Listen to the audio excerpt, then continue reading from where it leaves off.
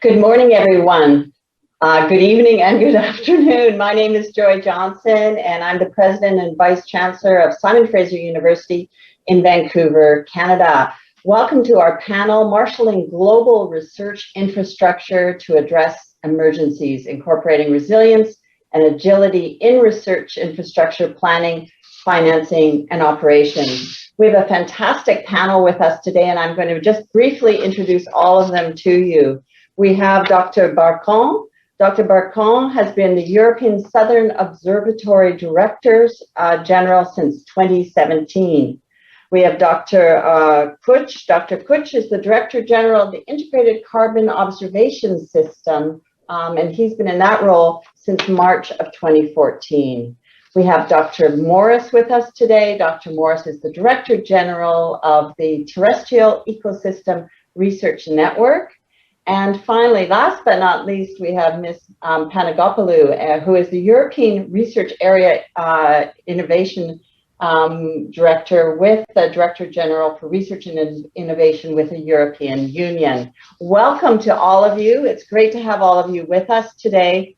The bios for our panelists, more detailed bios are available. So let's get started. And I'm going to just ask you to begin with, those of you who are with major infrastructure projects, just to briefly tell us a little bit about your infrastructure and maybe a challenge or two that you've experienced in the last year and a bit with the pandemic. And I'm going to start with you, Dr. Barcon. Yes, thank you very much, Joy. We at the European Southern Observatory, we are an intergovernmental organization, and we build and operate large astronomical telescopes in the ground for more than 50 years now. So we are actually operating for the benefit of the community some of the most powerful instruments, like the Very Large Telescope, ALMA, together with our international partners, and also building new big facilities like the Extremely Large Telescope. This year has been especially challenging, as you can all imagine. We had to try to make progress in our projects without being able to travel, without being able to have everyone on site, with industry being also in trouble with some limitations, and still operate our facilities, delivering data to the scientists, which we could do at least during a good part of the year. So yes, overall very challenging, but also with lots of lessons learned, I would say. Thank you. Dr. Kuch. Well, ICOS is a distributed research infrastructure. You can see the network behind me. And we have invested a lot in concrete and steel, but not in one place. It's distributed over 13 European countries. And we are observing greenhouse gases. So we are measuring, for example, the fluxes between natural ecosystems and the atmosphere. And this brings us, of course, very closely to the societal challenge of climate change. We are not only working in ecosystems, we are also measuring the fluxes between the oceans and the atmosphere, and we are doing direct measurements of the concentration in the atmosphere. But it's not only about concrete and steel, it's also about a very nice community of technicians and of scientists who maintain the station, but also use the data and provide knowledge to the society, for example, to the IPCC or to the UN Climate Convention. And luckily, we have a lot of automated systems, so we came quite well through the crisis and to the shutdown. And interestingly, we also could measure some of the impacts of the shutdown on mainly on the fluxes. It has not so much influenced the concentration in the atmosphere of greenhouse gases. Thank you very much. Dr. Morris, I see an image that's similar to one that's behind you. Why don't you tell us a little bit about your infrastructure?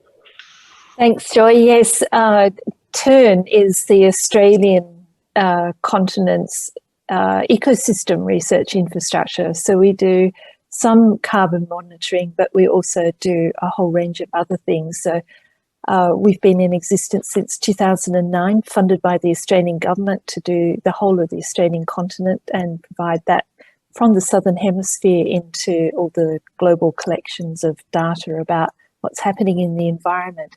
So we have remote sensing, and we have about 800 sites across the country that we do time series surveys at, and we have 15 really highly instrumented sites from which we can work out what's actually happening, what processes are happening in the ecosystem.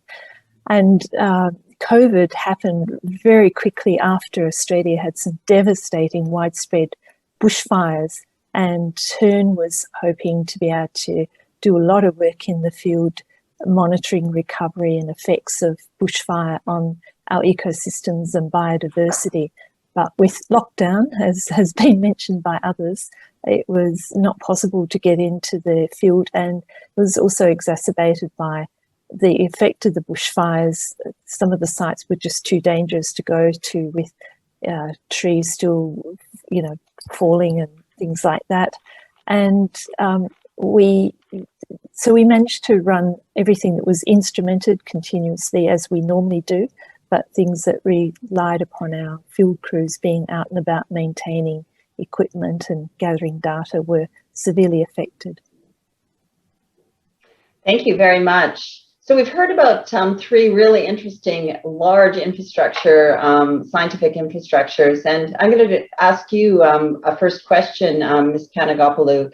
I'm wondering if you can maybe talk a little bit, as a funder, what do you see as the key ingredients for these partnered arrangements across countries?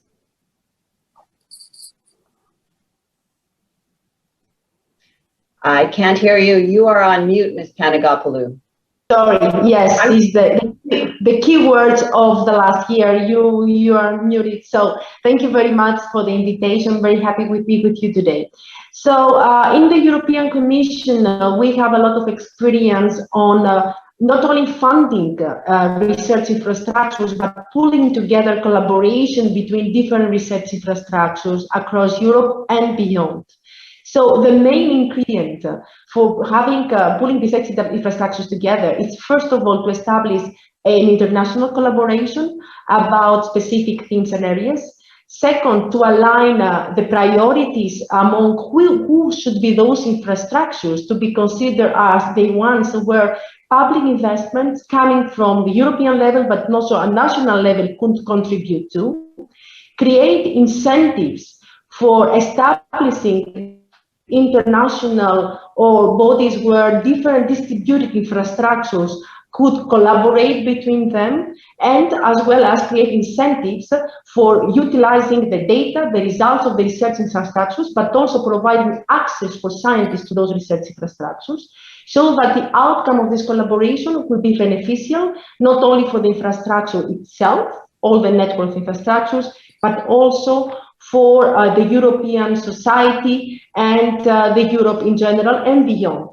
So in this context, I would like also to highlight that in the context of the pandemic, we put in place a new platform, the European COVID-19 data platform, in a very short time, on a basis of existing infrastructures, in order to collect data that are related to the pandemic. And I'm happy to announce that we have by now, in less than a year, 114,000 users and 3.6 million web requests over 170 countries, which demonstrates that collaboration between different infrastructures at international level and will provide data that are very important for the public needs. So that's my short intervention. Thank you very much. I'm just wondering, on the ground, so we've heard a little bit about some of the key ingredients. I'm wondering if there are other ingredients on the ground in terms of this kind of coordination. What is the magic behind this partnership? Dr. Barkan, do you have anything else to add in terms of what you see as key ingredients? Well, yes, but I think I agree with what has been said so far. I mean, we were born international, right? I mean, we have 16 member states today, and actually we are part of a bigger project, which is called ALMA, and there we're partnering with the United States, with Canada, with Japan, Taiwan, South Korea. So it all gets really global when you try to put together an infrastructure that it's powerful enough to meet the requirements from science, from society in any respect. Then the trick, of course, is to get the right governance model for these things. And this is not always particularly easy. Our experience being an intergovernmental organization on our own, that has been incredibly helpful. We can plan, we can develop long-term projects. We know, to a high level of precision, the funding that we will have for them in 10 years from now. And those things are really the basic ingredients. Of course, the challenge is to get everyone behind the same project. And this is super important, I would say. Dr. Morris, I see you nodding along there in terms of both governance, but also alignment. Yes, exactly. Both Dr. Kutsch, Werner from ICOS, and myself in turn have had the pleasure over the last few years of putting together a global ecosystem research infrastructure, which combines the efforts of Australia, South Africa, China, the US and Europe in forming a global group. And the key ingredient there was, first of all, working out how we would structure the governance to sort out all the issues of how we would communicate, sort out any, resolve any conflicts, and exactly what we would do together in that environment of what we call GERI or GERI, depending on who's pronouncing it, Global Ecosystem Research Infrastructure. And so I think it's been a really good structure to make sure that there is harmony across all of the continental scale observatories of the world to be monitoring some common parameters so that we add some great benefits to groups that have to make global type decisions about how the environment is tracking, particularly in times of crisis. Mm. And Dr. Kutsch, I see the diagram up behind you of all the partners involved. I'm wondering, do you think right now, are you seeing any more openness to these types of collaboration? I'm curious about that. Definitely there will be some openness. Let me perhaps first say that, seeing this map of these different infrastructures and all the stations, of course, is giving some challenges. The motivation for that is, of course, that climate change, greenhouse gases, and any other environmental problems usually are not stopping at national borders or between continents. They are global, and that's why we need also in our science a global answer. But this brings also some challenges. Dr. Morris already mentioned the governance, but it's also very important that we have, for example, standardization between the observations. That's something that we are longing for, that we are not comparing apples and oranges between the different networks. And you can see there are huge gaps between the networks. Europe is very concentrated with the stations, and between the European and the South African partner, there is a big gap over the African continent. You can also see behind me that there is not much in South America. Central Asia is missing, and so on and so on. So definitely we are open to connect to these regions, to research organizations, to research infrastructures in these regions. But we are also open to support these regions to build up infrastructure in case this is not there at the moment. That's interesting. Not every country obviously has access to funds to build infrastructure to be part of these kinds of networks. And I'm just wondering, and maybe I'll go to you, Ms. Panagopoulou, what in your view, what are some of the ways that we might be able to involve countries in this type of infrastructure when they do not have the funds? Is there a role for these countries to play? And you're on mute. Oh, yeah. Yes. Yes, thank you. First of all, I would like to say that being possible to accommodate the needs of developed nations and integrate them in the network of research infrastructures is clearly one of the priorities that we look in the European research and innovation policy, and in particular on the context of the next framework program, Horizon Europe. As it was said, the global challenges are global challenges, and there are no borders between Europe and the developed countries. So it is extremely important that we involve countries such as Africa. And for this reason, the European Commission plans to fund a bi-regional initiative with Africa on greenhouse gas observation, for example. And we have seen concrete priorities in the context of the new calls under Horizon Europe program for research infrastructures. Distributed research infrastructures in this sense are opening up new opportunities for cooperation that didn't exist before. But also, what was said by Mr. Puig, it's a matter of trainings, providing support and educate those scientists from the developed countries in order to be able, once they participate in the network, to run activities in their own research infrastructure. So this is something that also we see that we have to, and we do need to finance with the support of scientists and research infrastructures that are well developed and established in Europe and beyond in the context of international cooperation. Thank you for that. Dr. Barkan, are you involving scientists from countries that might not have infrastructure? Do you see ways to involve them in the science that's evolving with, I'm going to start that question again. Dr. Barkan, I'm wondering if you see ways that you can involve scientists internationally, particularly from countries that might not have the funds for this type of infrastructure.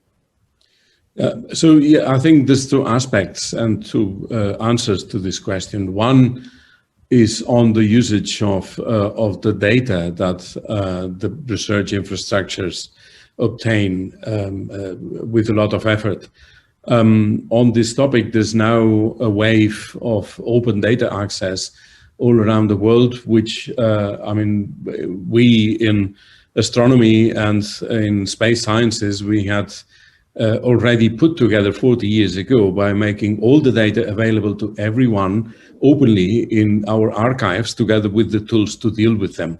This is extremely important. This is the tool that you need to train the new generations of scientists, the young people in all the countries, not just in the developed ones, not even in the owners of the infrastructure, because the data ends up being accessible to everyone. So that's one aspect that we need to cultivate and keep working on it. A different one is how to help to develop the infrastructures themselves. I'm sitting with a nice picture in my background. This is the Very Large Telescope. This is in Cerro Paranal in the Atacama Desert in Chile. This is a facility, this is a very powerful astronomical observatory that our organization built 25 years ago. It's the most powerful telescope in the world, and we are seeking opportunities to partner locally with the Chilean community, which has experienced a tremendous boost in their knowledge in astronomical technologies and in data mining techniques and so on. And I think this is a very good starting point for everyone. We also have an instrument development program where we develop through consortia of R&D institutes, mostly in our member states, but also elsewhere. And that is also a very good forum if you want to really get engaged on state-of-the-art technologies that are helpful in principle for astronomy, but also for other purposes. And we're also supporting this type of initiatives, which I think is the best way to engage the community internationally. Thank you. And Dr. Kutch, would you agree? Do you see similar kinds of arrangements happening from your standpoint? Yes, perhaps with a small difference. We are trying also to get support or to encourage these developing countries to get infrastructure and observations on the ground in their countries. And that's, I think, very important if you think, for example, on the global negotiations on climate change. They need to have their own observations, their own truth. And I think in particular, when it comes to adaptation to climate change, they need a lot of information about their ecosystems and about their agriculture, for example. So that's why we are really trying to support them in getting their perhaps adapted observational systems. And we have already finished a project together with African countries where we really tried to listen more than to tell them what they should do. And this listening was in a way also showing us that the perhaps high-tech approach that we have in the European countries is not always the best approach in developing countries, but it could be an interesting combination to get this information also on the ground there.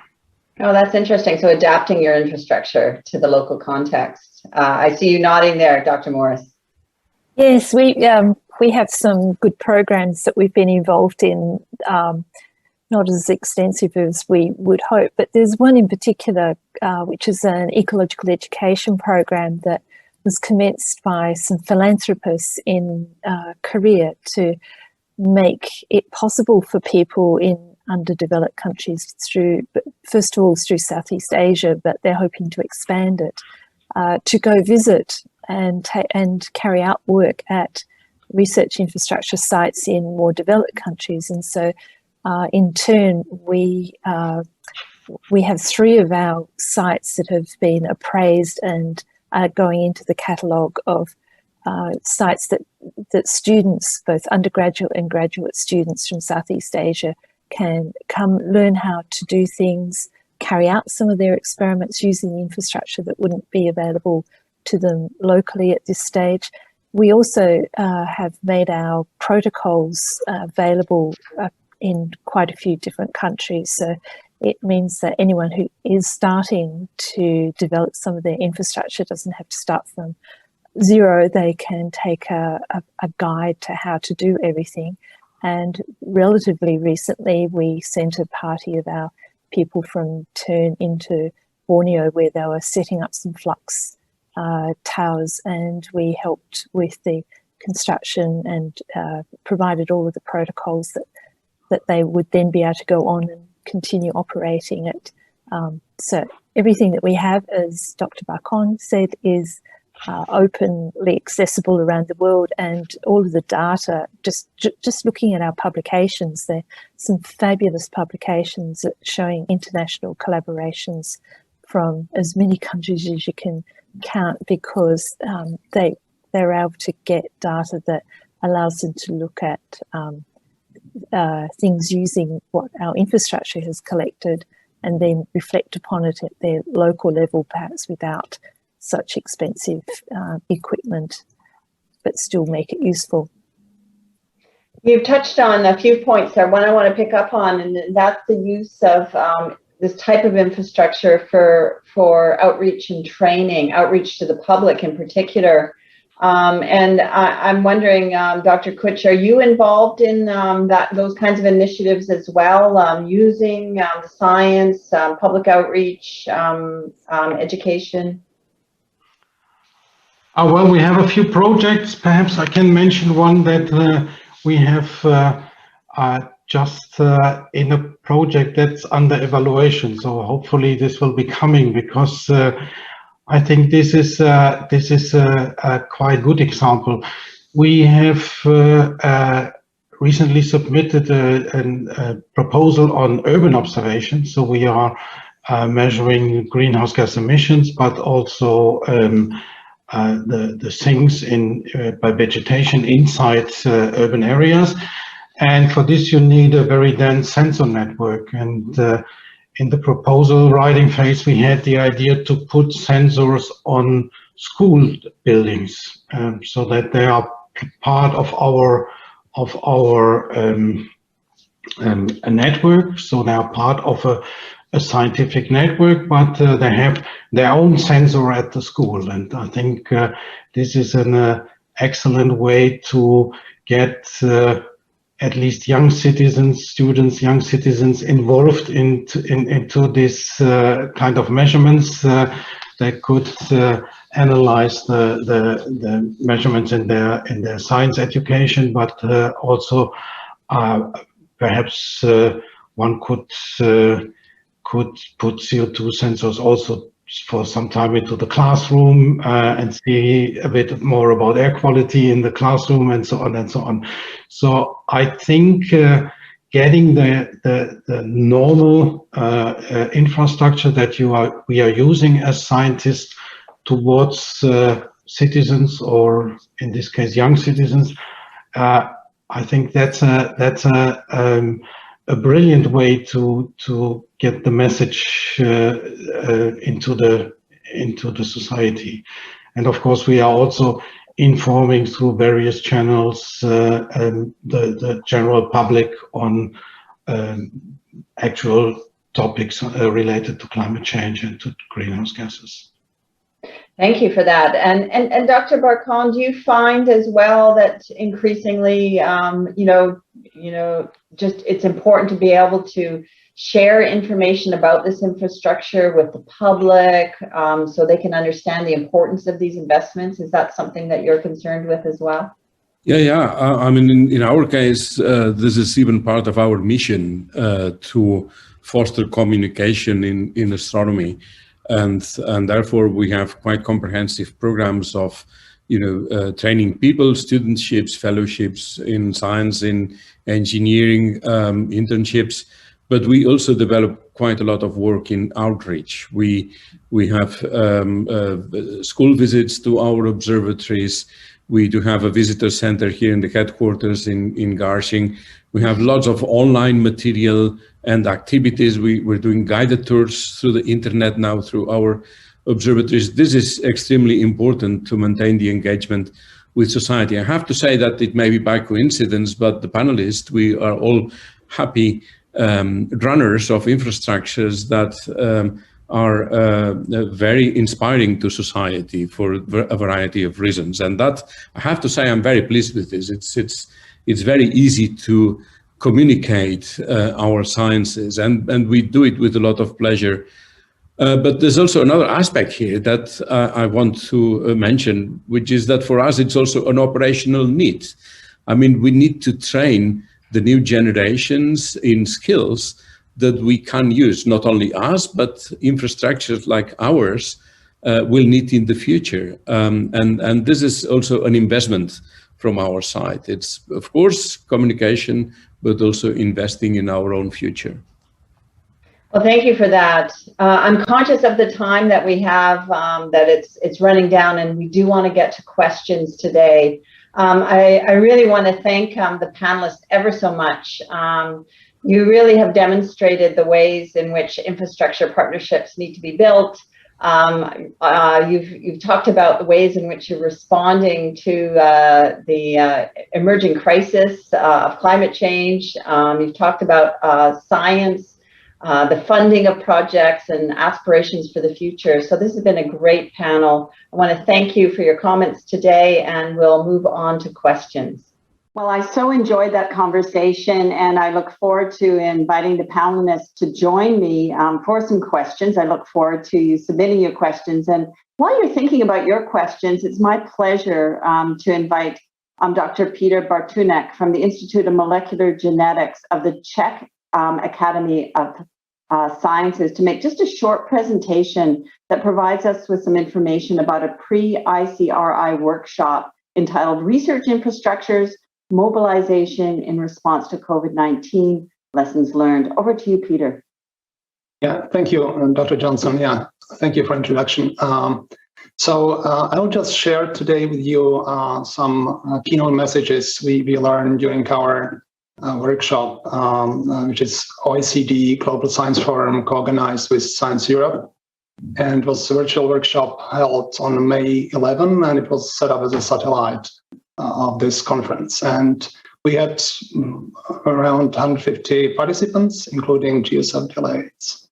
And actually, this workshop was a great opportunity to discuss some of the critical questions that emerged during the COVID-19 pandemic for different research infrastructure stakeholders, as well as draw some lessons and messages for future, and how to tackle future emergencies, and more broadly, how to improve the efficiency of research infrastructures addressing both scientific and social challenges. So the workshop actually was set up as in 3 sessions, and including a case study presentation from research infrastructures from different research domains, and was also moderated by different representatives of research agencies, funders, governments, and also scientists. So I will start with the first session, which was called Adapting Research Infrastructure Processes in Emergency Situations. And we had case study presentations from LifeWatch Eric, eOpenScreen Eric, and Japan RICAN Center for Computational Science. And to start with the first one, I just have some kind of bullet points today. So first, cooperative research infrastructure networks established prior to the crisis greatly help and facilitate cooperative work and data sharing during the crisis. And also, we were able to relocate resources and reorganize the operation procedures during the crisis very fast. We had actually partially work in this semi-virtual world, which requires specific training, resources, and so on. So as you all experience. So we had actually noted as well that there are some processes, including training, education, and engagement of users, for instance, still might require physical interaction. So it's not so easy to replace it in a virtual world. And actually, one of the very critical aspects is actually sharing data and research data, especially rapidly in such critical and emergency situations. But we have to find the proper balance and also validate all the results before they're disseminated externally, and because they might be misinterpreted or misused. I think we have some bad examples already in the world and in the media. So I think this is a very important aspect of that. The other point is social impact of research carried out at research infrastructures. And very often, those results are actually used to issue policy guidelines for general public. So I think it's also like a very important part of it. And considering this sensitivity of this issue, I think there's a need of actually finding the mechanisms or communication mechanisms with media, how to inform public about results in a transparent way. And we hope that this will also help to increase public confidence in policy recommendations and in science in general. So I think this is there are few points from the first session, and the second session was actually called Preparedness and Response of Life Science and Health Research Infrastructures. And we had representatives from BBMI, Eric, Canadian Vaccine and Infectious Disease Organization, VIDO, and Bill Bright Institute for Animal Health and Virology from UK.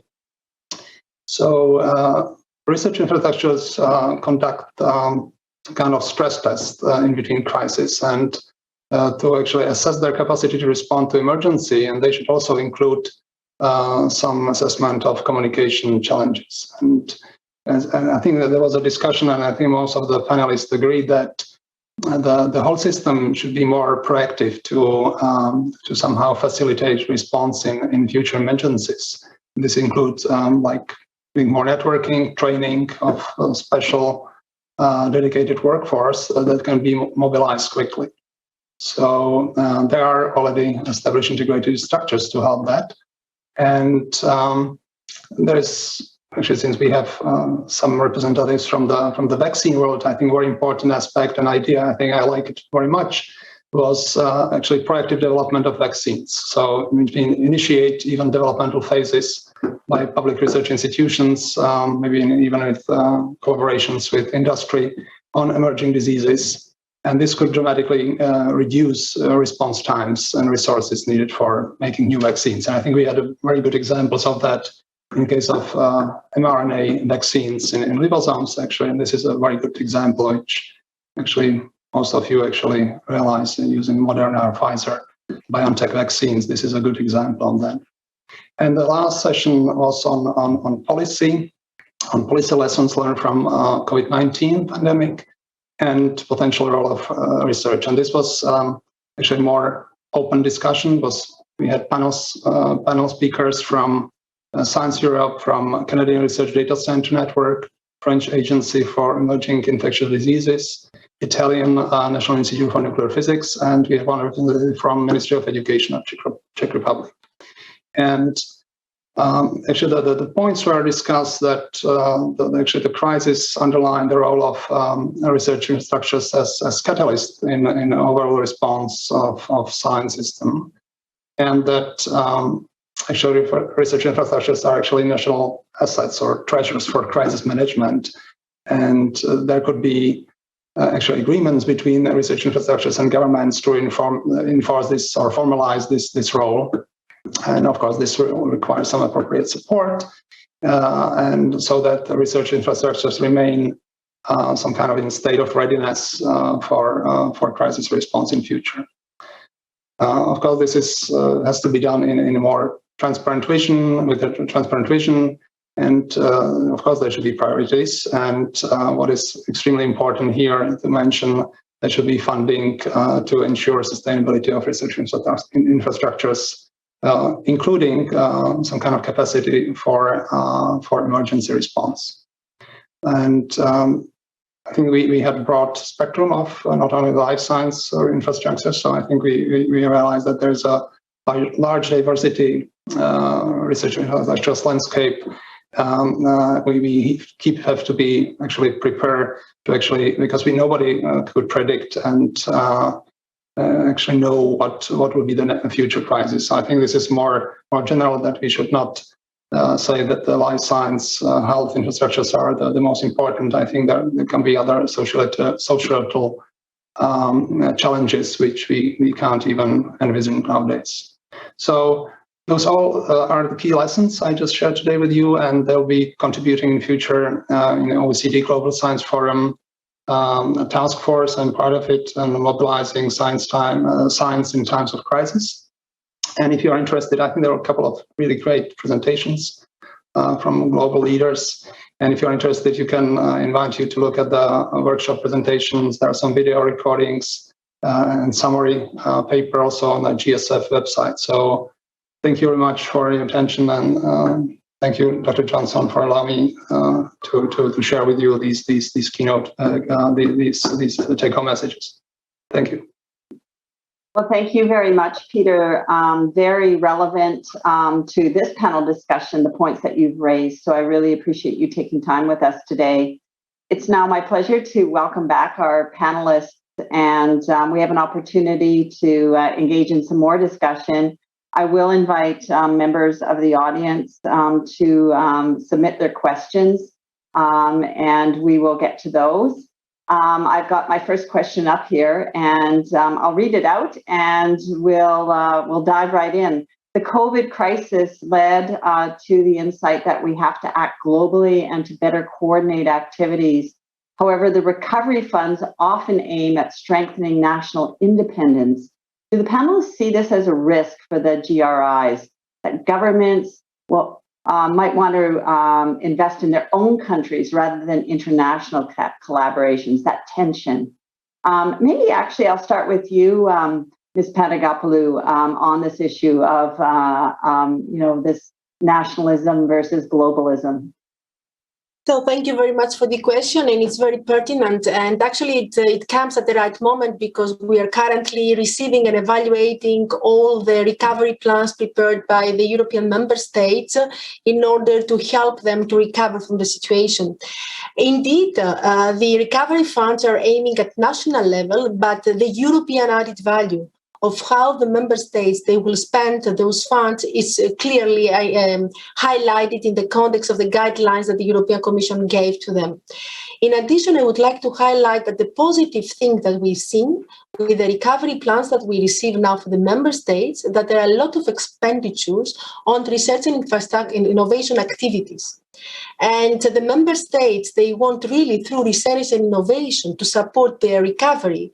And research and innovation, as you all know, are activities that at one side they are national, but at the same time, they can only be effective and efficient if there is an exposure at international level.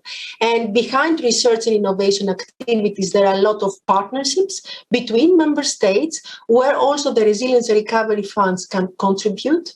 And what we have seen for the member states that while they are looking at the recovery at national level, they took on board also the possibilities of international collaboration at the same time. So we are very happy to see the outcome of this. And I do believe that there is always a possibility to have a win-win situation between national interest and international collaboration in the context of research and innovation.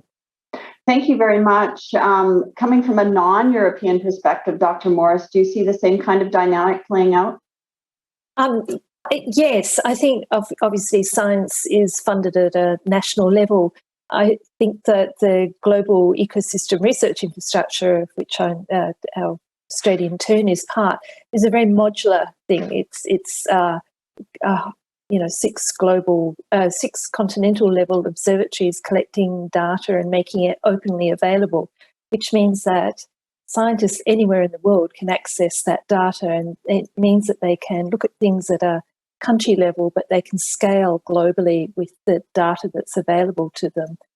So the infrastructure support still a global approach, while the science may be happening regionally so that it's contextualized to the needs of the funding area.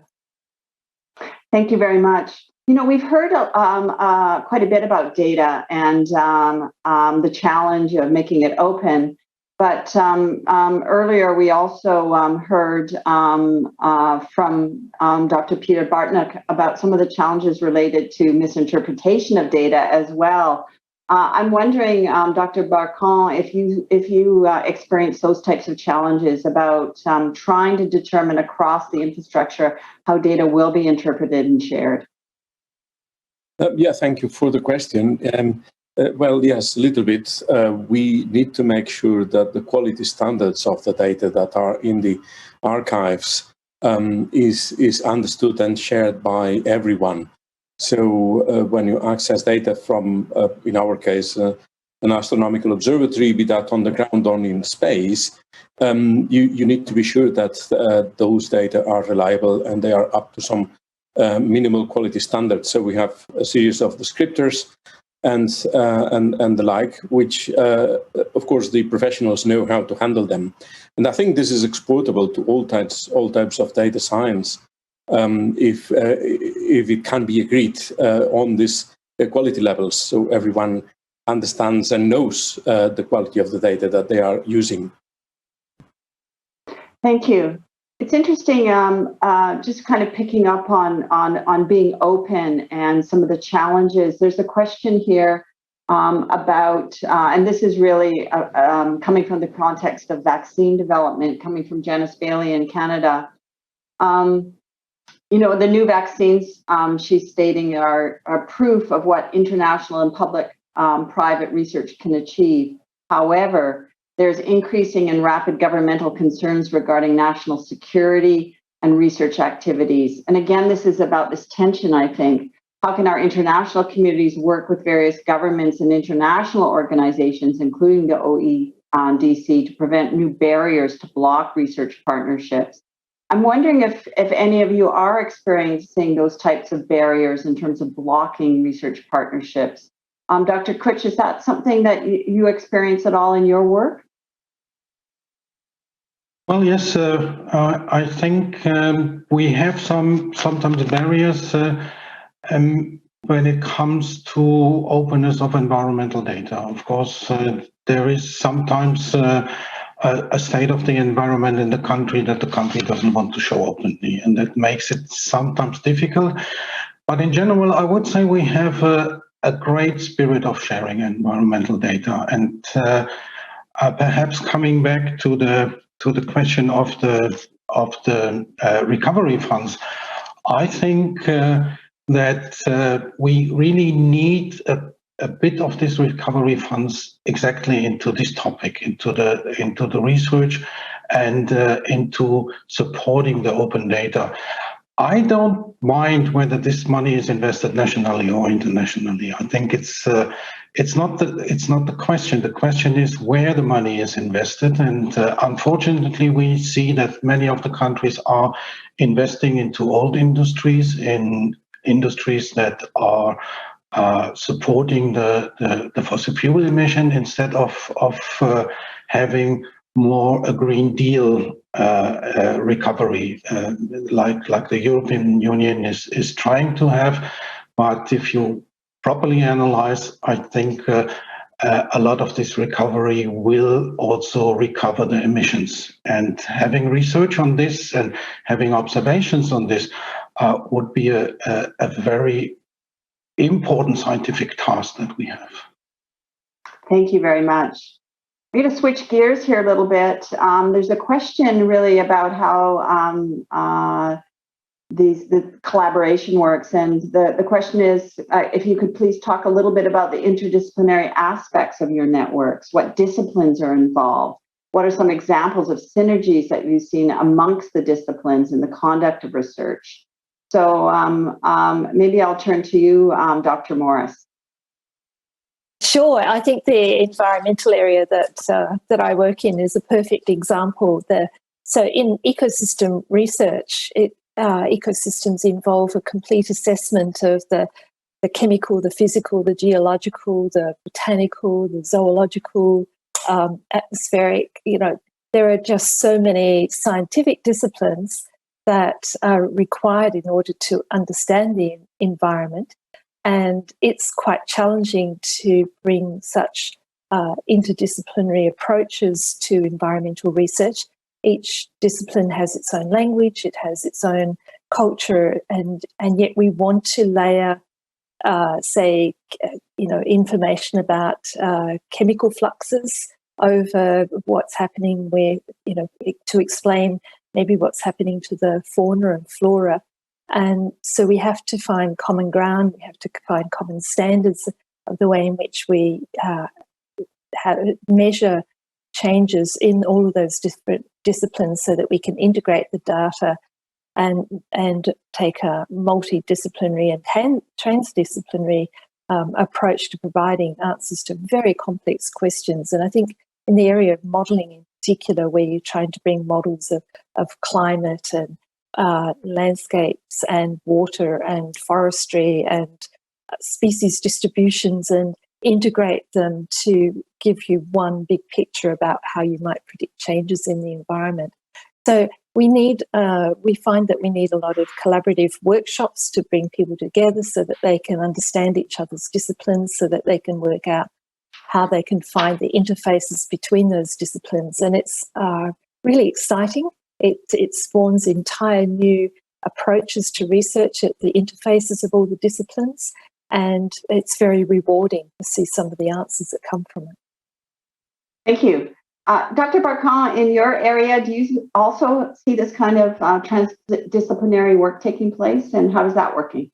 Yes, indeed. And I think we should consider this as an added value of research infrastructures. It even goes beyond what could be considered the traditional scientific disciplines like maths, chemistry, physics, biology, geology. I mean, in our organization, about 2/3 of the employees are engineers, and we have engineers of all the disciplines. We have software engineers, mechanical engineers, electronics detector engineers, optical, etc. Bringing all these people together behind the same goal, this is enormously enriching, and we need them. We need to cross-fertilize around our goals, around the goals of the research infrastructures, and this is incredibly valuable at the end of the day. Thank you very much. I've got another question here, and it's about the importance of training the next generation to maintain and expand infrastructure. We did touch on this in the panel, and the question really is, are there any good examples of international training programs, and whether you think this might be a useful approach? Maybe I'll begin with you, Ms. Panakopoulou. Do you see examples of integration of international training programs in some of the work that you're doing? Certainly, yes. And this is something that we have done in the past in the context of our framework program Horizon 2020, where we gave the possibility, in particular with concrete international cooperation activities and projects to reinforce the training with researchers coming from less developed countries, using the research infrastructures, providing them access in the research infrastructures in order to be able to be up to the date with the state of the art, but also to transfer this experience that they got back to their country. So we have a lot of examples. For example, I can give you an example of EU funds to Jive Eric to train future scientists and engineers in Africa via a collaboration with the 7 African countries that will host telescopes in the Via network and phase 2 stations for SKA. So we do that. We did in the past, and we will continue to do it in the future. And as I said, collaboration with Africa is extremely important. But beyond that, also for European scientists and researchers, for us it's extremely important that through our framework program, we provide the funding and the possibility for accessibility, trainings, and upskilling of the researchers in the research infrastructure. So we see the research infrastructures, they can do play a very important role, and we will provide financing in this context. Thank you. Thank you for that. I'm going to turn to another question. It's really interesting, and we again touched on this a little bit, but I'm going to pick it up again. The question is, how do we bring society closer to the information and knowledge that these superstructures are providing? How do we make this research infrastructures reduce the time between research and concrete responses to solutions to specific problems, such as global changes, world food, sustainable development? How do we, really, demonstrate this type of responsiveness? Dr. Kutsch, do you have any ideas about that? Well, first, I have a bit of a frustration because the research on climate change is going on since 30 years and the response time is really slow. Perhaps this might accelerate now that I would say the situation is that many countries have clearly seen that we need climate neutrality in 20 years globally. And I think that makes hopefully a difference. We are working on this since some time. We are, for example, doing some kind of science initiatives out of the ICOS data. We had an initiative about the European droughts 2 years ago, or now 3 years ago. And then we can clearly see what are our data, what's the value of our data to interpret the situation and also be more prepared for future impact of climate change on ecosystems, and that's a difficult but I think very important task. We have 80 scientific organizations contributing to ICOS, so we have a huge network of universities and research institutions, and they are running ICOS stations, but they are very keen also to use the data. And out of this, let's say, ICOS community, and also out of a global community that is using our data, we have some fast response, but I personally believe it's still not fast enough, and this needs a closer connection.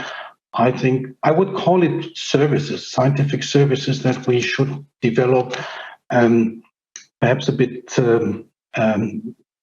really hand-suited to specific problems, and this might also feedback to the structure of the research infrastructure. So we need this. I think that's a little bit a gap, a bit what we still have to develop, and this is really services towards the more, let's say, societal and political sphere. We have a few examples, but being an infrastructure that just became operational in the last years, perhaps we focused a little bit, or it was right to focus on becoming operational, but now the next focus should really be on these scientific services and speeding up the knowledge transfer into the society. Well, thank you very much. I am seeing the clock tick down here, and I think that's a really interesting question to end on. I think that there is a real challenge, and that what this panel's been out about in part is really about how we can marshal our infrastructure to respond to issues and how we can incorporate resilience into our planning, our finances, and operations. And across our conversation, I really there are a number of lessons to draw on the importance of global cooperation, open science, developing good governance for these infrastructures so that they can be sustainable. I want to thank all of the panelists. I've enjoyed engaging with you ever so much. Thank you for your time today. And I understand there's going to be a short break now. And we will invite you back to the conference platform for the live parallel session and summary reports after the short break.